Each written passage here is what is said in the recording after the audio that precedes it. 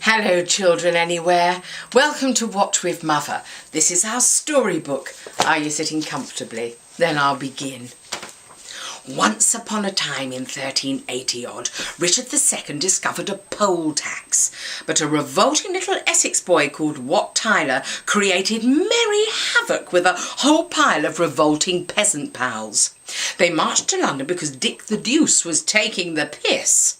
But the Mayor of London stabbed Wat in his neck. That's right, a dagger. So he died. Once upon a time again, in 1450-ish, Henry VI was corrupting all over, but a revolting little Kentish boy called Jack Cade created merry havoc with 5,000 of his revolting peasant pals. They marched to London because Hank VI was taking the piss. Hank fled off up north, but his army cornered Jack Cade in John Lewis and killed him because they were never knowingly undersold. Once upon a time again, in 1920-odd, Stony Broke, a Geordie, was merrily building ships in Mr. Yarrow's ship shop in Scottstoun. They smelted iron, carved clinkers and built ships. Riveting.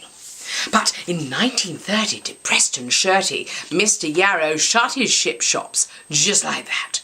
So Stony Broke stole a bicycle and pedalled off from Yarrow, cycled down the straight and narrow, and landed up in Jarrow, chirpy as a sparrow, for anyone who wanted one could get a job there. Boom.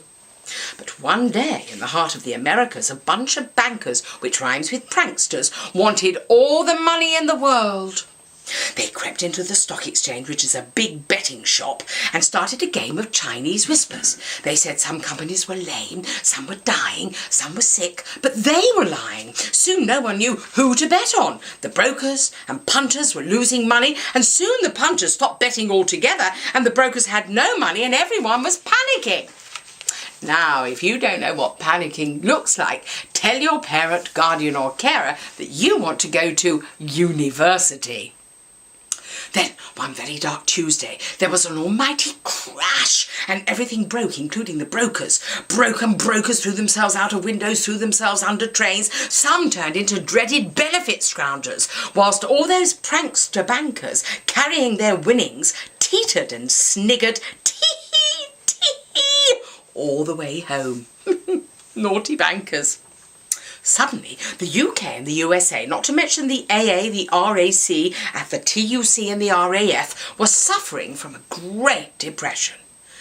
But what about those naughty bankers, shifty landowners and potty politicians? Depressed they were not, for they were making money buying all those broken companies for a song. Now, I wonder just what song were they singing? I think I know. Would you like to join in with me? If you're happy and you know it, clap your hands. Yes, let's give them the clap they all deserve. Now, the job pool was stagnant. No one had a job except a couple of train drivers, some fellas who worked in the co-op, and Bonnie and Clyde. Those pompoid politicians announced, oh, all right then, we'll hand out relief for 182 days only. That's more than adequate for a family of 14 to buy clogs, fags and horse burgers.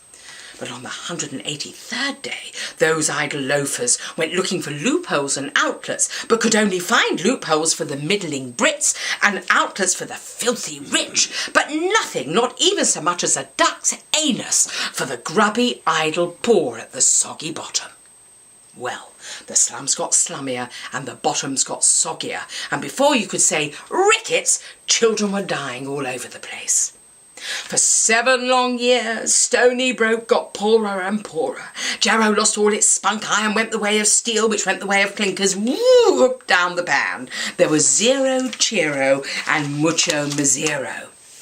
Then, one day in 1936, Stony Broke said, I've had it fucking enough. Popped his harmonica in his mouth and said, I'm off to fucking London with me fucking petition to talk to our fucking Prime Minister. Where's that, pet? Said Mrs. Broke. Why, Stanley fucking Unwin, of course. Came the reply. London? Why, that's 300 fucking miles away, pet. Observed his Geordie man. Nah, man, fucking woman, man, but I need the fucking exercise. I'm gonna walk to fucking London with me petition of 11 fucking thousand signatures and slap it in Stanley's hairy fucking mitt. Stan's war fucking man, Said Stoney. He'll reopen the fucking shipyards and we'll all end up back on the fucking Geordie shore. I'll read, pet. Said his mam. Fuck off. So Stony Broke set off with 207 of his pals. They marched and they sang, they blew their organs, and merrily they ganged along. When they got to Westminster, Stanley Unwin gave them all a quid apiece and sent them back home. Home. Were Stony Broke and his cheery companions a rabble of naive ninnies or a band of revolting peasants? You choose.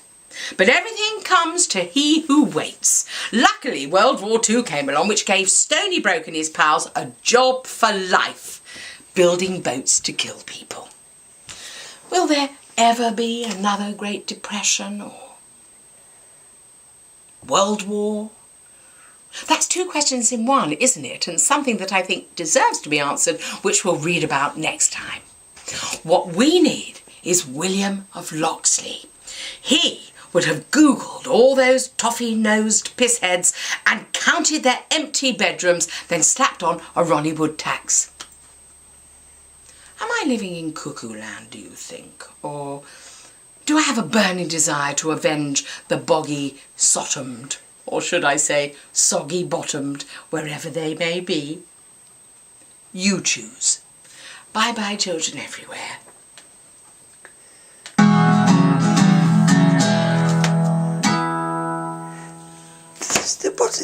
The boggy sottomed? It was a palindrome. A palindrome? It was a fucking mistake.